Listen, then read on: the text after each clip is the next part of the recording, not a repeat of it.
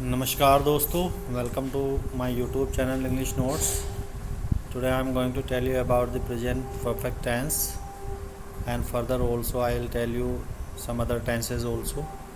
So please subscribe my channel, share the video and like the video and comment it also. So let us start friends.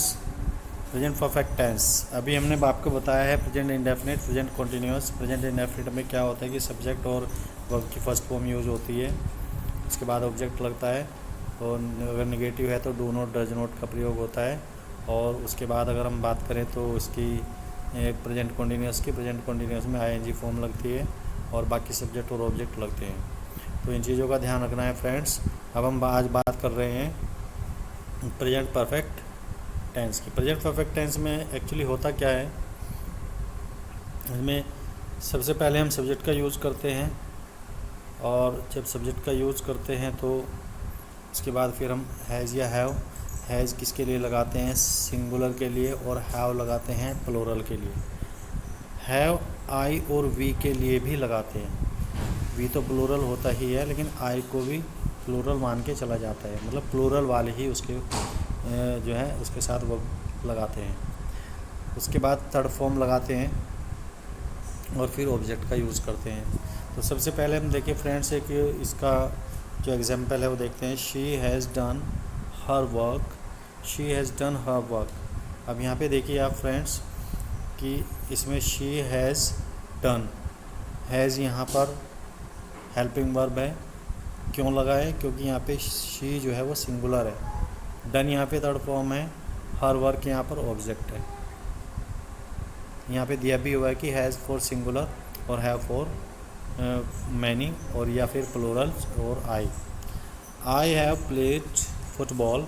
आई के साथ have लगा है यहाँ पर। They have played football भी हो सकता है, वी हैव प्लेड फुटबॉल भी हो सकता है, और इसके अलावा Ram and Shyam have played football भी हो सकता है। तो इस तरह से हम इसको यूज़ करते हैं। अगर हम बात करें इसके नेगेटिव स्ट्रक्चर के, नेगेटिव स्ट्रक्चर क्या होगा, नेगेटिव स्ट्रक्चर में नोट कहाँ पे इंसर्ट होगा, तो फॉर्मूला वही है कि जो हेल्पिंग वर्ब होती है हमारी, हेल्पिंग वर्ब के तुरंत बाद हम नोट इंसर्ट करते हैं। कैसे? पहले सब्जेक्ट, फिर हैज़ हैव, और फिर नोट, और फिर थर्ड फॉर्म, और फिर ऑब्जेक्ट, अगर ऑब्जेक्ट दिया हुआ है सेंटेंस के अंदर।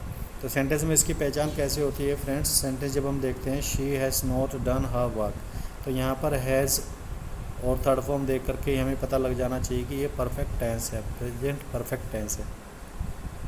दूसरा एग्जांपल हम देखते हैं friends. They have not played cricket, they plural है, have not played cricket, have plural के साथ आता है, not played, played third form है। इसी तरह से I have not sung a song, I have not sung a song. तो यहाँ पर एनी लिखा हुआ है, संग एनी सॉन्ग भी आ सकता है, संग अ सॉन्ग भी आ सकता है। तो फ्रेंड्स इस चीज़ को आप ध्यान में रखें। ये यहाँ पर एनी दिया हुआ है फ्रेंड्स, इसमें कन्फ्यूजन वाली बात नहीं है, एनी सॉन्ग। इंटरोगेटिव सेंटेंसेस हम किस तरह से बनाते हैं इसमें? इंटरोगेटिव मैंने बताया था आपको, एक तो होता है विदाउट क्वेश्चन वर्ड होता है, और एक होता है विद क्वेश्चन वर्ड। तो यहाँ पर पहले विदाउट क्वेश्चन वर्ड की बात करते हैं। ये पहले भी मैं बता चुका हूँ। सेम फॉर्मूला सब टेंसेस में अप्लाई होता है कि हम सबसे पहले क्या करते हैं, हैज़ और हैव को पहले निकाल देते हैं, उसके बाद सब्जेक्ट लगाते हैं, फिर थर्ड फॉर्म, और फिर ऑब्जेक्ट लगाते हैं फ्रेंड्स। तो फ्रेंड्स यहाँ पे देख सकते हैं example. Have we ploughed the field, has Radha eaten the food. These two examples are also of without question word। यहाँ पर क्वेश्चन वर्ड हमने कोई यूज़ नहीं किया है, केवल हेल्पिंग वर्ब को हमने सब्जेक्ट से पहले रख दिया है। सब्जेक्ट अगर हमें पता है तो आधी हमारी प्रॉब्लम सॉल्व हो जाती है फ्रेंड्स। तो इसलिए हमें सब्जेक्ट का, ऑब्जेक्ट का हमें बिल्कुल पता होना चाहिए, वर्ब का हमें पता होना चाहिए, तभी जा कर के हम टेंसेस को अच्छे से कर पाएंगे। उसके बाद हम फ्रेंड्स आते हैं यूजिंग क्वेश्चन वर्ड्स। अभी ये विदाउट क्वेश्चन वर्ड था, अब हम यूजिंग क्वेश्चन वर्ड्स जैसे वाई, वेयर, वैन, ये होते हैं, सब ये क्वेश्चन वर्ड्स होते हैं। तो क्वेश्चन वर्ड के साथ में हम कैसे क्वेश्चन वर्ड पहले लगाते हैं, उसके बाद हैज़, हैव, और फिर सब्जेक्ट, फिर थर्ड फॉर्म, फिर ऑब्जेक्ट। फॉर्मूला लगभग सब टेंसेज में सेम है फ्रेंड्स। अगर इंटेरोगेटिव का फॉर्मूला देखें तो सब में इंटेरोगेटिव का फॉर्मूला वही है, बस वहाँ पे क्या जो हेल्पिंग वर्ब है वो बदल जाती है और फॉर्म ऑफ वर्ब बदल जाती है, अदरवाइज़ कुछ नहीं बदलता। सभी टेंसेस में लगभग वही होता है। यहाँ ये ध्यान रखेंगे जो परफेक्ट टेंस होता है उसमें हमारी थर्ड फॉर्म ज़रूर लगती है। परफेक्ट टेंस में हैज़, हैव, हैड, ये इन सब का प्रयोग होता है। तो इस सबसे पहले हमें थर्ड फॉर्म का ध्यान रखना है। परफेक्ट अगर होगा तो वहाँ पर थर्ड फॉर्म आएगी ही आएगी, तो ये चीज़ हमें ध्यान रखनी है फ्रेंड्स। चलिए फ्रेंड्स हम देखते हैं आगे। इसमें क्वेश्चन वर्ड लगाते हैं, जैसे why have you come here. Why have you come here, have तो इंडिकेट कर रहा है और कम यहाँ पर थर्ड फॉर्म है। कम, केम, कम, यहाँ पर ये थर्ड फॉर्म है, इसे फर्स्ट फॉर्म मत समझने की गलती मत करना फ्रेंड्स। अब ये उसका बाद देखते हैं हम second example, where has Radha gone today. Has आया, राधा गोन, गोन गोन यहाँ पे थर्ड फॉर्म है। गो, वेंट, गोन, ये तीन फॉर्म होती है। Go first form, went second form और गोन थर्ड फॉर्म। तो where has Radha gone today, समझ आया फ्रेंड्स। राधा यहाँ पे सिंगुलर है इसलिए यहाँ पे हैज़ आया है। यू यहाँ पे प्लूरल माना जाता है हमेशा, और यू के साथ हमेशा आर आता है, हैव आता है, यानी कि प्लूरल फॉर्म आती है। कहने का मतलब ये है। ये वर्ब एग्रीमेंट में भी हम पढ़ेंगे कि सब्जेक्ट के साथ किस तरह से हम कौन सी वर्ब को यूज़ करते हैं। और यहाँ पर हम टेंसेस को बता रहे हैं, तो टेंसेस के साथ में ये भी बता रहे हैं कौन से सब्जेक्ट के साथ कौन सी वर्ब आएगी। चलिए फ्रेंड्स दूसरा सेंटेंस देख लीजिए आप, विच सॉन्ग। अब यहाँ पे विच के साथ क्या है फ्रेंड्स, विच के साथ यहाँ पर सब्जेक्ट भी आता है एक तरह से, देख लीजिए। Which song object, sorry, which song has Radha संग। राधा यहाँ पर सब्जेक्ट है, जो काम करने वाला होता है वो सब्जेक्ट होता है, ठीक, और जो उसने काम किया है वो ऑब्जेक्ट होता है। तो यहाँ पर हमें ये ध्यान रखना होता है विच के साथ में हमेशा ऑब्जेक्ट भी आएगा। Which song, which boy, which girl, या फिर विच बुक, इस तरह से हम यहाँ पर विच के साथ यूज़ कर सकते हैं। विच का मतलब होता है कौन सा गाना राधा ने गाया, तो इससे क्लियर हो जाता है। तो फ्रेंड्स ये आपकी समझ आ गया होगा, आई थिंक सो। अब हम बात करते हैं present continuous tense. Present continuous tense, इसके नेम से ही पता चल जाता है फ्रेंड्स कि ये प्रेजेंट तो है ही, प्रेजेंट तो हमने बताया है कि प्रेजेंट चल रहा है अभी। तो अब इसके साथ ये है कि यहाँ पर कॉन्टीन्यूस भी लगा है। परफेक्ट कॉन्टीन्यूस, सॉरी, प्रेजेंट कह रहे हैं परफेक्ट कॉन्टीन्यूस है ये। तो परफेक्ट और कॉन्टीन्यूस, यानी कि परफेक्ट है और ये कॉन्टीन्यूस है, यानी कि दोनों टेंसेस का एक कॉम्बिनेशन है, ये समझ लीजिए आप। परफेक्ट का मतलब काम का कुछ हिस्सा हो गया होता है, और कॉन्टीन्यूस का मतलब अभी भी काम चल रहा होता है। जैसे हम कहें कि 2 घंटे से काम कर रहे हैं, तो 2 घंटे का काम हो चुका है, बाकी आगे भी काम चल रहा है। तो इसमें ज़्यादा डाउटफुल होने की ज़रूरत नहीं है। इसी तरह से हम वर्ब भी इस्तेमाल करते हैं। कॉन्टीन्यूस वाली वर्ब आईएनजी फॉर्म यूज़ होगी इसमें। परफेक्ट वाला जो पार्ट है उस वो होगा हैज़ या हैव, ठीक है। इसके साथ नई चीज़ लगेगी बीन। तो अभी पूरा फॉर्मूला देख लेते हैं फ्रेंड्स हम यहाँ पर। सब्जेक्ट तो लगेगा ही, सब्जेक्ट तो आपको पता ही है, सिंगुलर प्लूरल जैसे भी होगा उसके हिसाब से हम हेल्पिंग वर्ब का यूज़ करेंगे। हैज़ सिंगुलर के लिए आता है, हैव प्लूरल के लिए आता है, ये पता होना चाहिए। उसके बाद बीन का यूज़ होगा, ये ध्यान रखना है, और बीन के साथ आईएनजी फॉर्म आएगी, ये भी आपको ध्यान रखना है। फिर ऑब्जेक्ट आएगा, और फिर सिंस या फॉर, ये बड़ा महत्वपूर्ण चीज़ है, बहुत इंपॉर्टेंट चीज़ है, सिंस या फॉर। और सिंस या फॉर के बाद फ्रेंड्स यहाँ पर टाइम आएगा, जिस टाइम को हमने सेंटेंस में यूज़ किया है। सिंस किस लिए आता है, सिंस आता है point of the time. Point of the time क्या होता है, एग्जैक्ट टाइम। एग्जैक्ट टाइम जैसे 2 o'clock एग्जैक्ट टाइम है, 2 बजे का समय। मंथ, डेज, नेम, ये सब जो है ये एग्जैक्ट टाइम है। जैसे हम बोल देते हैं जनवरी, फरवरी, ये सब एग्जैक्ट टाइम है। संडे, मंडे, ट्यूसडे, ये भी एग्जैक्ट टाइम है।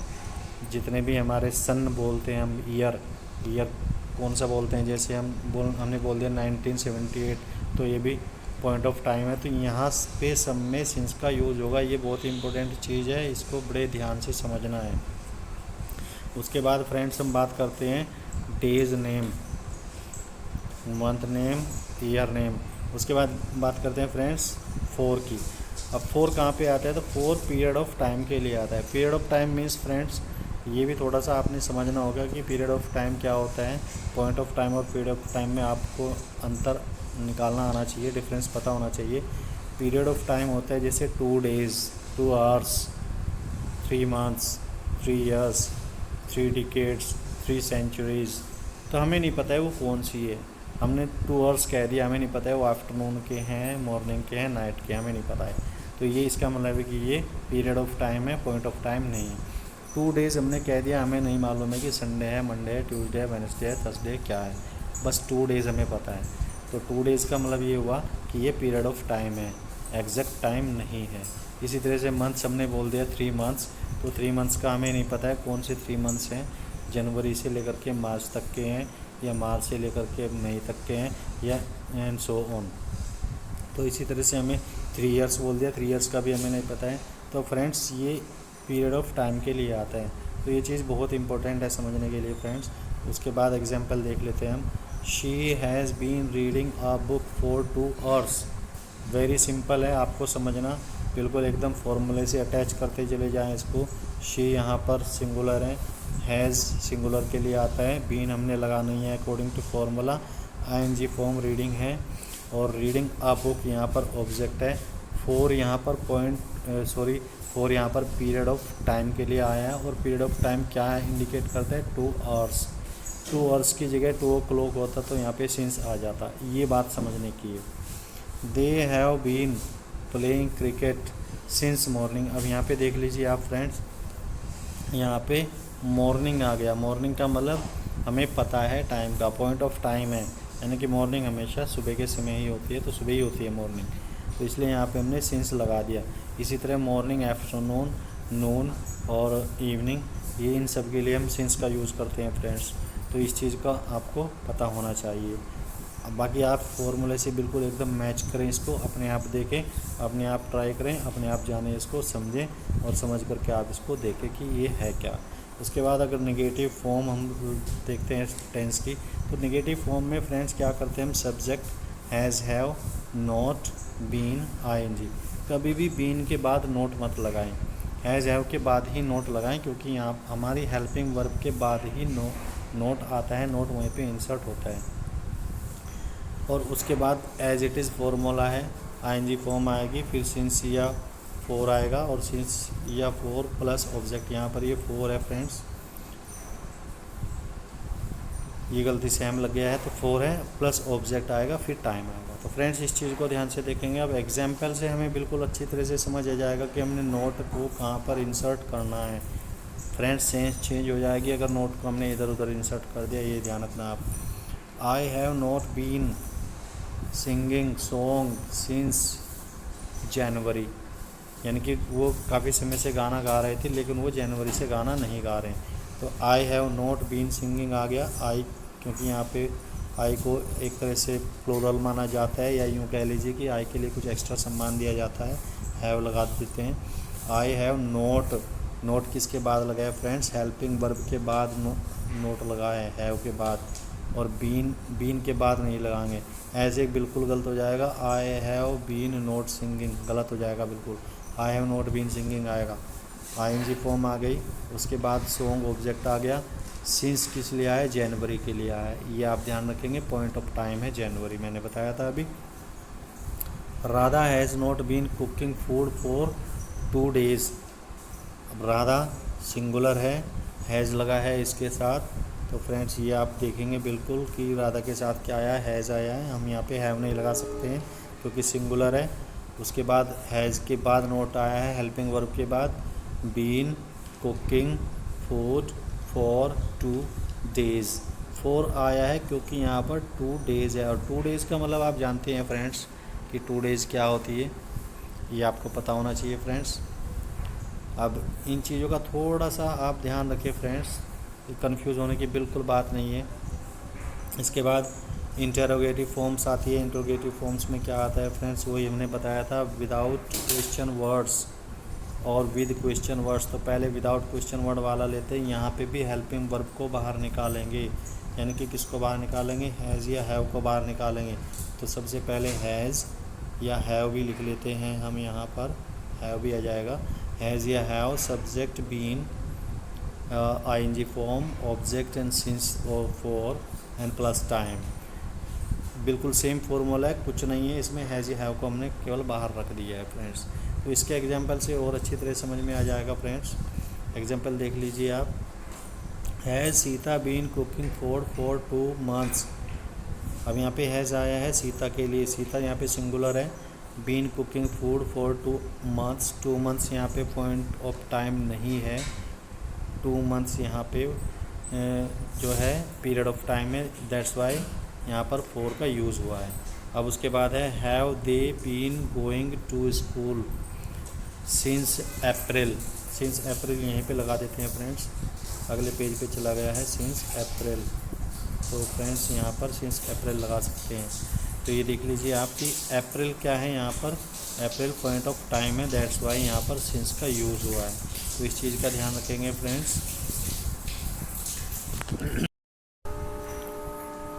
अभी आपको बताया है कि अप्रैल जो है अगले पेज पे चला गया था, तो ये उसी का अप्रैल है फ्रेंड्स यहाँ पर। तो अप्रैल क्योंकि पॉइंट ऑफ टाइम है इसलिए वहाँ पर सिंस का यूज़ हुआ है। तो यूजिंग क्वेश्चन वर्ड्स, अब हम क्वेश्चन वर्ड्स को यूज़ कैसे करेंगे। Question word why, where, when. अब तो ये रट गया होगा फ्रेंड्स, आपको इसमें लिए समझाने की ज़रूरत नहीं है। अगर कोई इसमें प्रॉब्लम आती है तो फ्रेंड्स आप कमेंट बॉक्स में पूछ सकते हैं, यू आर वेलकम। अगर आप पूछते हैं तो हमें बहुत अच्छा लगेगा, आप पूछिए, ज़रूर पूछिए, किसी भी तरह के क्वेश्चन का आपको जवाब दिया जाएगा। क्वेश्चन वर्ड पहले यूज़ करते हैं, हैज़ हैव लगेगा फ्रेंड्स, उसके बाद सब्जेक्ट आएगा। हैज़ हैव को ही हम बाहर निकालेंगे, पहले बता चुका हूँ। बीन को हम हिलाएंगे नहीं, बीन वहीं पे रहेगा अपनी जगह पर, सब्जेक्ट के बाद ही आएगा सब्जेक्ट प्लस बीन, और फिर उसके बाद ing फॉर्म, और फिर ऑब्जेक्ट आता है फ्रेंड्स। उसके बाद सिंस, सिंस फॉर, ये फॉर्म लिखा जा रहा है बार बार फ्रेंड्स, इसको आप जो है माइंड ना करें। और उसके बाद टाइम, तो टाइम के बाद उसके बाद एग्जांपल ले लेते हैं फ्रेंड्स। फॉर हाउ लॉन्ग, अब इस पे यहाँ पे स्ट्रेस दिया है for how long. How long का मतलब कितने समय से। फॉर ऐसे सेंटेंसेस में हम पहले ले लेते हैं friends. For how long has she been living in Mumbai. Mumbai में वो कितने समय से रह रही है, तो उसके लिए फॉर हाउ लॉन्ग लिखेंगे सीधा, how long she has been living. तो ये नया एग्जांपल है आपके लिए, फॉर हाउ लॉन्ग को हम कैसे यूज़ करते हैं। और सिंस वैन भी यहाँ पे यूज़ कर सकते हैं हम, since when has she been living in Mumbai. तो फ्रेंड्स दूसरा एग्जांपल यहाँ पे ले लीजिए। Where has Mohan been staying for 3 months। Where has, where question word है और उसके साथ हैज़ आया है। हैज़ किसके लिए आया, मोहन के लिए आया, मोहन सिंगुलर है इसलिए हैज़ आया यहाँ पर। Has been staying for 3 months। For 3 months मैंने बताया था, फॉर किस लिए आया, 3 months के लिए आया, क्योंकि 3 months यहाँ पर क्या है, 3 months यहाँ पर पीरियड ऑफ टाइम है। उसके बाद फ्रेंड्स आता है यहाँ पर why have I been staying here for 10 days। 10 days से मैं यहाँ पर क्यों रुका हुआ हूँ, ये क्वेश्चन है फ्रेंड्स। तो यहाँ पे 10 days, क्योंकि यहाँ पे 10 days पता नहीं कौन से 10 days हैं भैया, कौन से मंथ के हैं, कैसे हैं, मंथ के आगे वाले 10 days हैं या पीछे वाले हैं, तो इसलिए यहाँ पर ये पीरियड ऑफ टाइम है, पॉइंट ऑफ टाइम नहीं है, that's why we are using here क्या, फॉर। ठीक है, हैव बीन ये स्टेइंग। अब तो आई थिंक फ्रेंड्स ये आपको क्लियर हो गया होगा कि प्रेजेंट परफेक्ट कॉन्टीन्यूअस क्या है, प्रेजेंट कॉन्टीन्यूअस टेंस क्या है। प्रेजेंट टेंस हमारा यहाँ पर समाप्त हो जाता है, इसके बाद हम परफेक्ट टेंस को लेंगे, और परफेक्ट टेंस की वीडियो जो है आगे आएगी, उसका ध्यान रखना आप फ्रेंड्स, उसकी जल्दी ही वो मैं बनाकर डाल दूँगा फ्रेंड्स। तो अभी आप इसको रिवाइज़ करें अच्छे से, and good luck to you, thank you very much.